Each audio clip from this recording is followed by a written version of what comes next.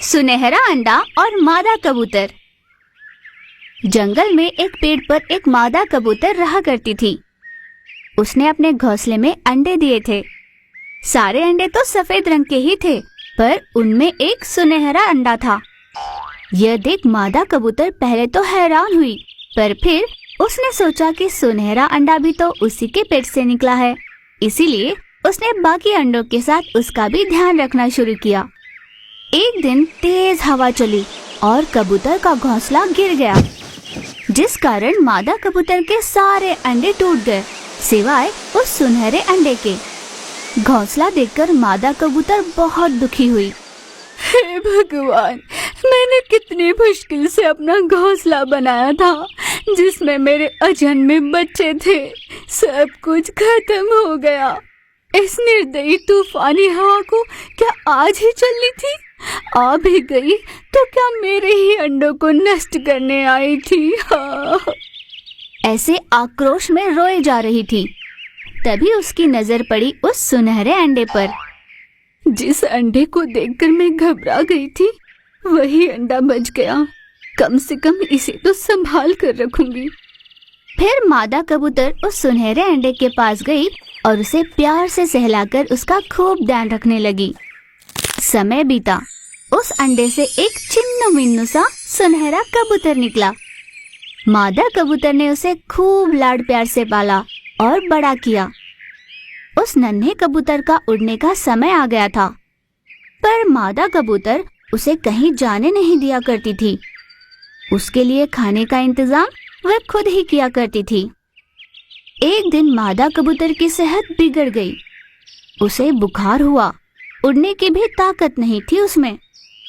अपने अन्न का जुगाड़ करने नहीं जा पा रही थी और कोई चारा न होने पर उसने सुनहरे कबूतर को अपने पास बुलाया। बेटा, मेरी सेहत काफी खराब है। मुझ में उड़ने की भी ताकत नहीं। तुम्हारे लिए अन्न का इंतजाम नहीं कर सकती और तुम्हें भूखा भी नहीं रख सकती। अब तुम्हें खुद जाकर अपना अन्न लाना होगा, वरना तुम नहीं जी पाओगे। पर माँ, मैं आज तक कभी इस घोंसले से बाहर नहीं निकला। मुझे तो पता भी नहीं कि कैसे जाना है। मादा कबूतर कुछ न कह सकी। वह अपने बेटे को भूखा नहीं देख पा रही थी। जाने की स्थिति में न होते हुए भी मादा कबूतर के पास और कोई चारा नहीं था। वह बड़ी मुश्किल से बाहर गई और अपने बच्चे के लिए अन्न ले आई। अपनी माँ के क्षीण होती हालत में भी उसे बाहर जाना पड़ा। ये देख सुनहरे कबूतर को बहुत दुख हुआ। उसने रोते हुए अपनी माँ से कहा, माँ, मुझे माफ कर दो। मुझे खुद से ही नफरत हो रही है। तुम्हारी इतनी सेहत खराब है, तुम उड़ने की हालत में भी नहीं, फिर भी मैं भूखा ना रहूं, इसलिए तुम पीड़ा में रहते हुए भी मेरे लिए खाना लाई।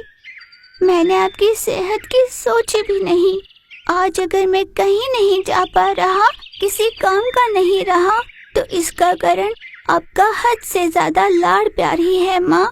ये आज मैं समझ गया हूँ। मेरी भी समझ में ये बात अभी आई है बेटा। तुम ऐसे ही रहे तो भविष्य में तुम्हारा क्या होगा, ये सोच सोचकर मुझे डर सा लगने लगा है। माँ, जब मेरे पंख नहीं थे तब तुम्हारा मेरे लिए अन्न लाना अनिवार्य था, पर अब तो मेरे पंख है, मैं उनका इस्तेमाल नहीं करूँगा और भय से घोंसले में बैठा रहूँगा, तो ये सही नहीं होगा। ये मैं अच्छे से समझ गया हूँ, इसीलिए मैंने सोच लिया है कि अब से अन्न लाने के लिए मैं ही जाया करूँगा और तुम घर पर आराम करोगी। बहुत बढ़िया बेटा, कम से कम इस कारण तुझ में हिम्मत तो आई। उस दिन से कबूतर हर रोज बाहर जाकर अपनी माँ के लिए और खुद के लिए अन्न का इंतजाम करने लगा। मादा कबूतर इस बात से बहुत खुश हुई थी। अपने बेटे को देख माँ बहुत निश्चिंत हुई। हर माँ बाप को अपने बच्चों से लाड़ प्यार करना चाहिए, पर इतना भी नहीं कि उससे बच्चे किसी काम के न रहे। आत्मनिर्भर होना जरूरी है। माँ बाप का प्यार बच्चों को आगे बढ़ने में सहायक होना चाहिए। यानी मेरे जैसे होने चाहिए, है न माँ?